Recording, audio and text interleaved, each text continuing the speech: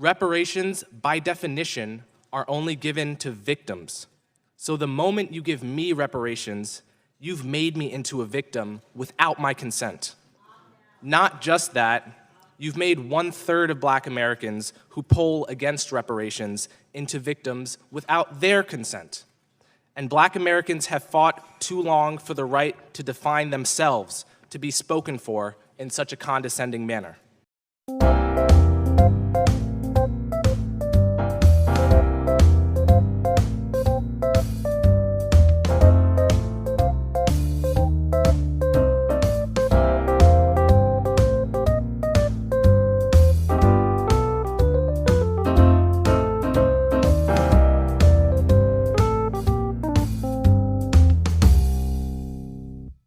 Yesterday, when asked about reparations, Senate Majority Leader Mitch McConnell offered a familiar reply.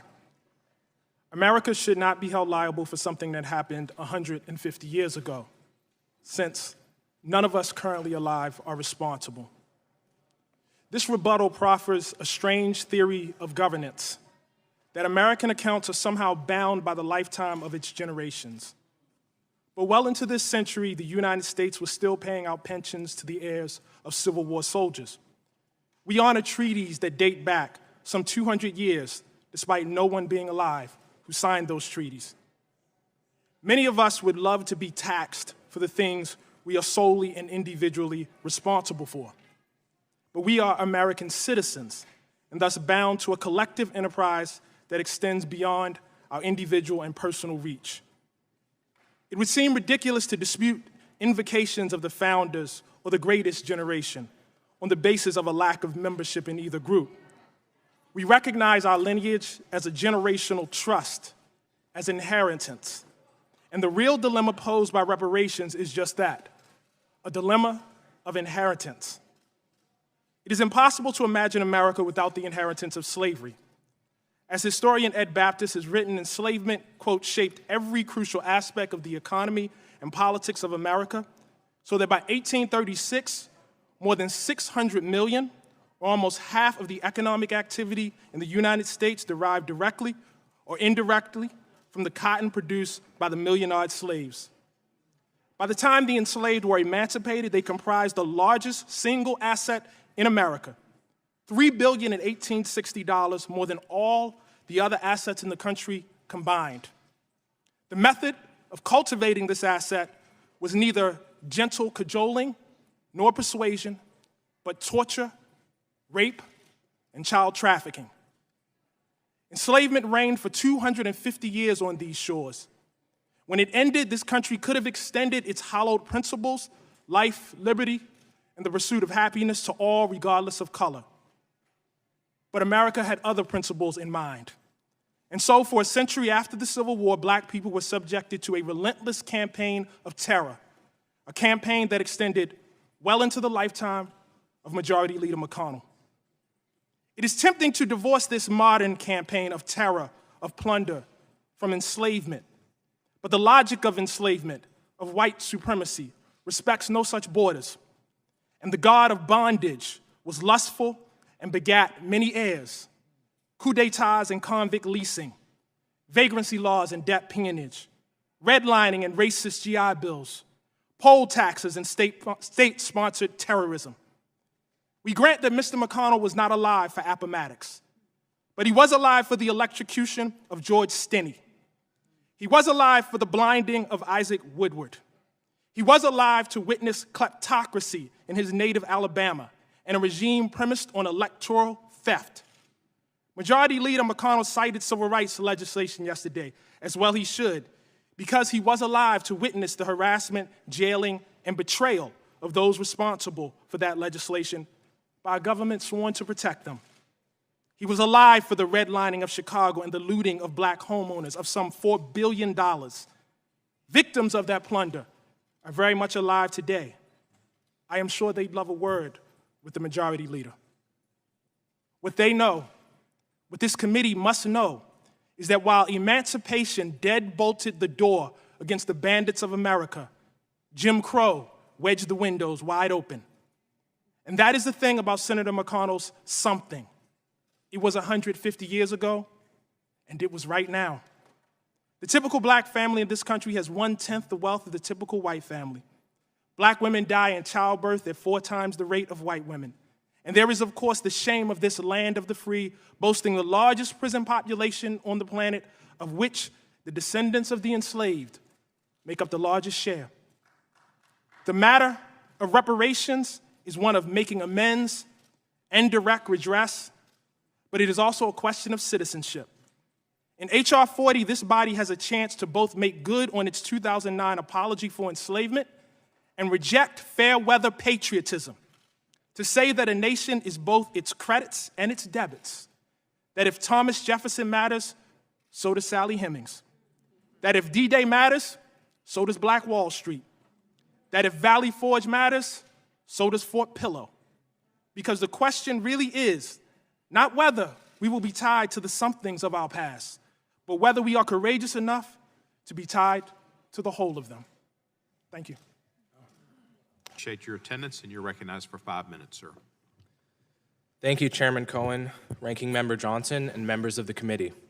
It's an honor to testify on a topic as important as this one. Nothing I'm about to say is meant to minimize the horror and brutality of slavery and Jim Crow. Racism is a bloody stain on this country's history, and I consider our failure to pay reparations directly to freed slaves after the Civil War to be one of the greatest injustices ever perpetrated by the U.S. government. But I worry that our desire to fix the past compromises our ability to fix the present. Think about what we're doing today.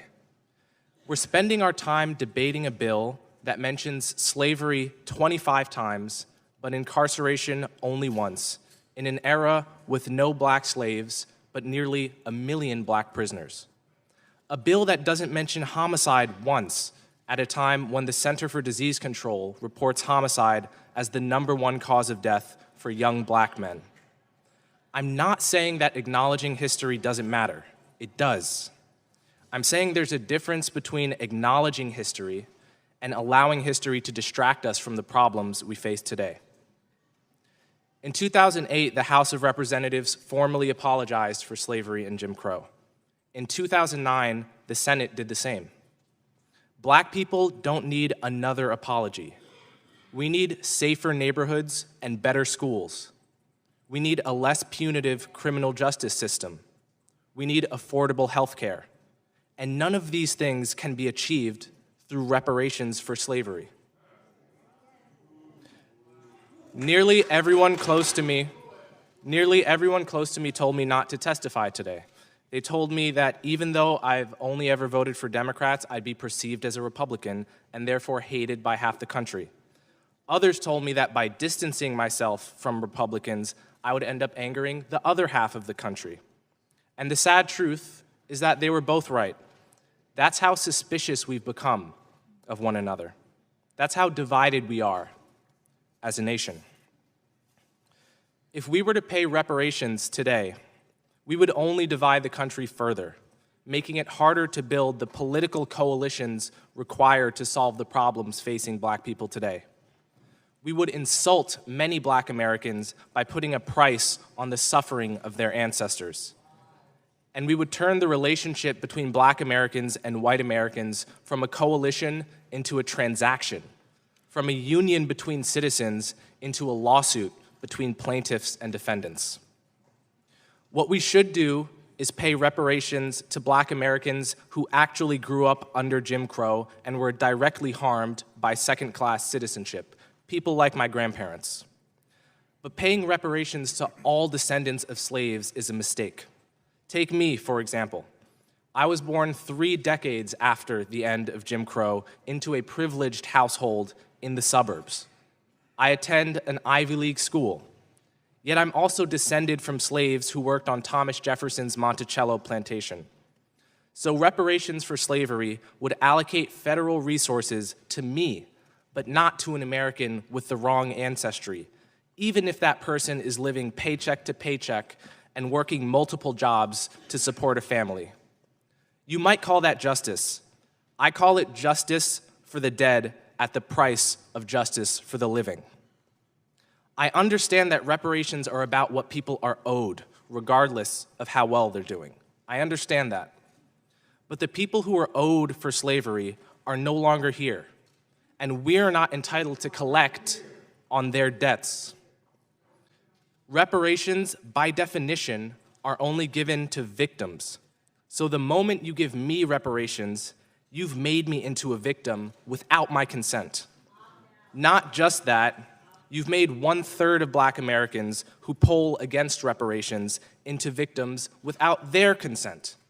And Black Americans have fought too long for the right to define themselves, to be spoken for in such a condescending manner.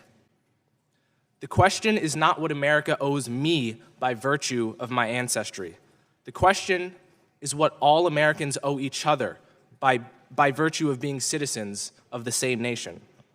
And the obligation of citizenship is not transactional. It's not contingent on ancestry. It never expires, and it can't be paid off. For all these reasons, Bill H.R. 40 is a moral and political mistake. Thank you. Thank you, Mr. Hughes. Chill. He was presumptive, but he still has a right to speak. Thank you, Chairman Cohen.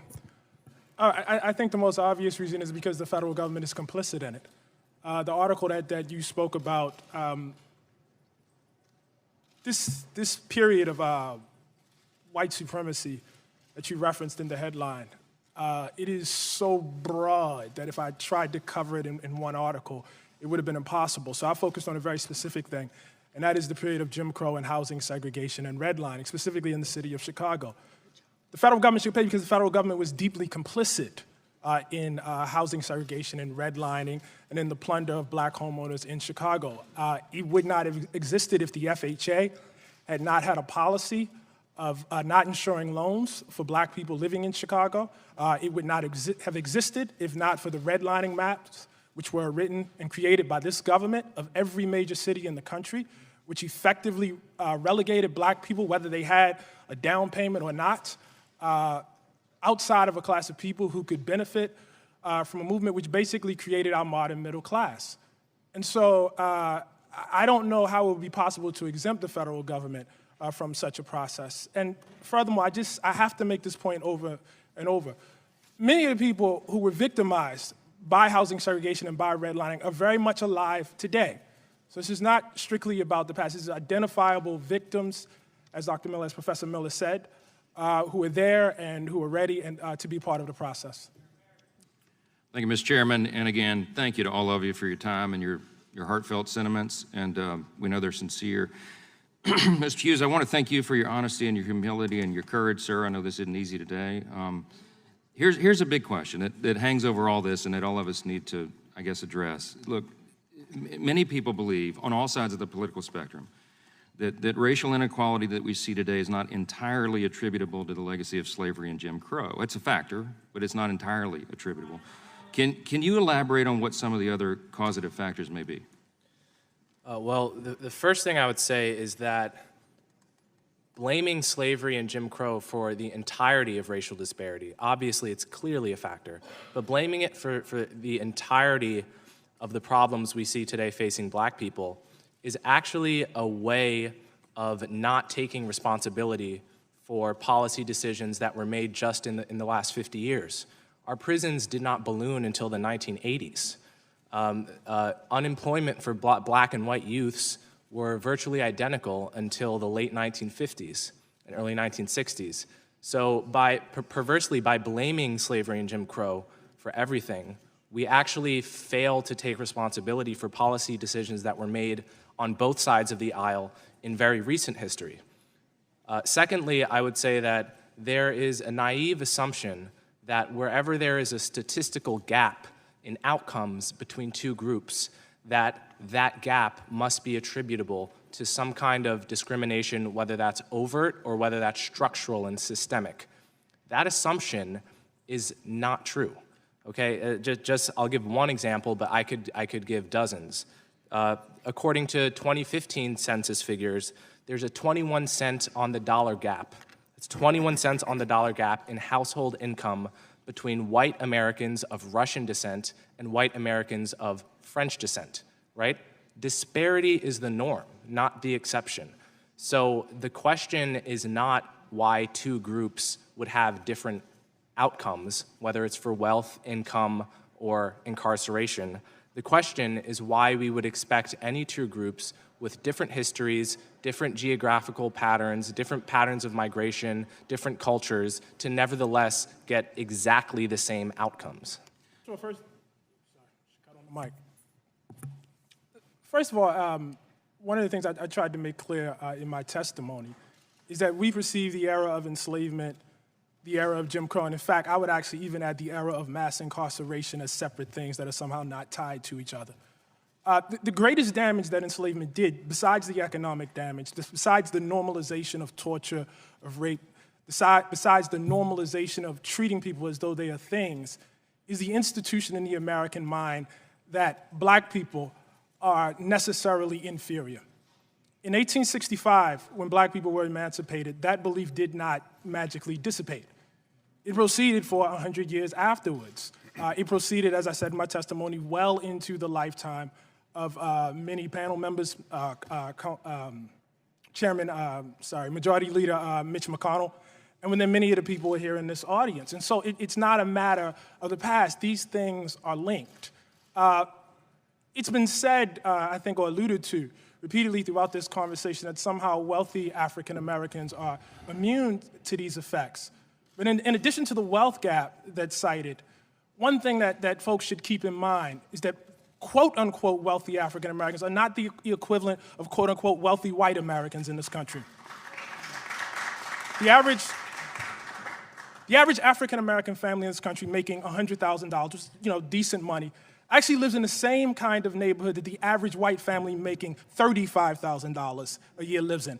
That is totally tied to the legacy of enslavement and Jim Crow, and the input and the idea in the mind that white people and black people are somehow deserving of different things. If I injure you, the injury persists even after I actually commit the act. If I stab you, you may suffer complications long after that initial actual stabbing. If I shoot you, you may suffer complications long after that initial shooting. That's the case with African Americans. There are people well within the living memory of this country that are still suffering from the after effects of that. Thank you very much for their remarks. Mr. Hughes, I wanted to ask if there was anything that was said previously that you'd like to respond to. I'd like to address myself to the comments made on the subject of us not knowing our history, of us not having told the truth about slavery and Jim Crow. It strikes me that this is not exactly true. Mr. Glover mentioned all of the studies and books that have been written on the subject. I would argue, in fact, that in the 10,000-year history of slavery on every continent, there is not a single example of slavery that has been more studied than slavery in America from the 17th century to the 19th century. So it is actually not true that we have not told the truth, that we don't know our history. Moreover, in the past 50 years, if we're talking about what scholars in America, in the American social sciences, have directed their attention towards, it is hard to find a subject on which more books have been written that has been more studied than racial inequality. Thank you. Thank you for that. I think my fellow panel member is quite correct that at this moment in history, it's certainly true that the system of enslavement in America has probably been the most studied in America. That's not particularly surprising, given the extensive and revolutionary and wide system of universities we have in this country, which is also probably unprecedented and also probably a new development. Also, but I think even given that, it's worth noting the lack of penetration that those studies have had into the American mindset. I don't know if it's still here, but relatively recently there was a statue garden here in the Capitol that I believe had statues of General Lee and Alexander Stephens, and one has to ask if in the Capitol people understood the history of this country, why there would be statues honoring people who led a revolution to destroy it. one would have to ask, if that history were well understood, why in, for instance, the state of Mississippi, there still was a flag flying dedicated to people who tried to destroy this country. Why only a couple of years ago we saw the murder of Heather Heyer, and that was precipitated by a movement to erect a new group of statues and remove the statue of General Lee. And so while it's been well studied, I don't know that Americans quite understand it. At this very point, you can get at least a plurality of white Americans who will tell you that the Civil War was about states' rights, with no conversation about states' rights to do what. In terms of the differences in approach today, what I would say is that's why we need H.R. 40. That's exactly what we're here to discuss in the first place. I'm very skeptical of the notion that one person should stand up and speak for 40 million African Americans, that one person should stand up and speak for all the generations that came before me. I think the proper thing to do is, A, for this body to convene a committee and convene a discussion to study exactly what the damage was and what potential remedy might be offered, and also to convene conversations around the country. Just attendant to that, I also would like to say there's been a lot of, shall we say, shade throwing on the notion of cutting checks. I just want to say, in the spirit of openness, in the spirit of actual study, I don't think we should necessarily rule out cutting checks. There are people who deserve checks. And so, and I think that actually should be part of the study. We aren't ruling out any solution. I don't think we should rule out that one either. To Mr. Hughes for a moment, in spite of your relative young age, you've had some valuable experience publicly discussing sensitive issues of race and culture, and I just wonder what advice you would give to young people who are thinking about this. As Mr. Owen said, everybody ought to let that marinate a little bit. As they begin to think about it, it's been suggested this morning that ignorance of our history is a big part of this, that everybody across the country, in large numbers, we suffer from that. What's the response, and what advice do you give to young people? Well, I would urge people to observe the distinction between understanding history and responding to history. You can understand history, and it can still be the case that you have a range of possible responses in front of you. So addressing myself to Mr. Coates' comments before, if I understand them, the idea is if we really understood our history, then we wouldn't keep Confederate statues up, for example. Therefore, the fact that they're still up implies that we don't really understand it in our bones. And that I think highlights a distinction between how I think about this issue and how other people on the panel think about it. For example, there was a poll in the Washington Post last year which found that 30% of black Virginians wanted the Confederate statues to stay up. Now, I don't think they wanted that because they hated themselves. I don't think they wanted that because they didn't understand their own history. Perhaps they were people who just didn't like seeing their communities change. There are many people like that, and I respect that, even though I myself would be fine to see those statues come down. So the point here is that our response, whether or not you agree with it, is not itself evidence that we don't understand our history. And we can have two separate conversations. One is what happened in this country, what was done to black people, what harm was incurred. And the second conversation is what do we do about that? And that second conversation the answer to that second conversation is not self-evident from the answer to the first. Thank you. 15 seconds, let me give me one more question you can answer it, I hope. You wrote an article a while back entitled Black American Culture and the Racial Wealth Gap, and you talked about, specifically, the city of Boston, and there was a disparity within the black community, and you've pointed out that black Bostonians of American ancestry had a median household wealth of $8 in net, but Caribbean ancestry had $12,000 of wealth. Talks to the disparity. I just wonder if you'd comment on the implications of that.